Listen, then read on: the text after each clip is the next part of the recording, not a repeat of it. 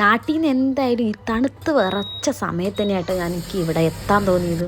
എന്തൊരു തണുപ്പാണപ്പാ, രാവിലെ എണീക്കാൻ തോന്നുന്നു. അതില്ല, വീട്ടിലാണെങ്കിലും എണീക്കാൻ തോന്നുന്നില്ല, ഇവിടെ തീരെ എണീക്കാൻ തോന്നുന്നില്ല കേട്ടോ. പിന്നെ ഒരു ആശ്വാസം എന്താണെന്ന് വെച്ച് കഴിഞ്ഞാൽ 8 മണിയാകുമ്പോഴേക്കും എല്ലാം ഒന്ന് റെഡിയാക്കി നൈനുക്കുട്ടീനെ റെഡിയാക്കി വിട്ടാൽ മതി കേട്ടോ. അപ്പോഴാണ് ഇവിടെ ബസ് വരുന്നുണ്ടാവുക. അതുകൊണ്ട് കുറച്ചൊരു ആശ്വാസം ഉണ്ടെന്ന് വേണമെങ്കിൽ പറയാം കേട്ടോ. ഇവിടെ നല്ല തണുപ്പായതുകൊണ്ട് സ്കൂളൊക്കെ ലേറ്റ് ആയിട്ടാണ് തുടങ്ങുക കേട്ടോ.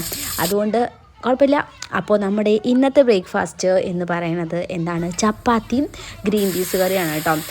നൈനുക്കുട്ടിക്ക് ഇവിടെ സ്നാക്സ് കൊടുത്തു വിടണ്ട കേട്ടോ, ലഞ്ച് മാത്രം കൊടുത്തു വിട്ടാൽ മതി. നമ്മുടെ അവിടെ സ്നാക്സ് കഴിക്കണതുകൊണ്ട് ലഞ്ച് ആകുമ്പോഴേക്കും അവർക്ക് വിശപ്പ് അറിയണ്ടാവില്ല. പക്ഷേ ഇവിടെ നമ്മൾക്ക് ലഞ്ച് ആകുമ്പോഴേക്കും വയറ് കത്തണ വിശപ്പാന്നാണ് പറയുന്നത് കേട്ടോ.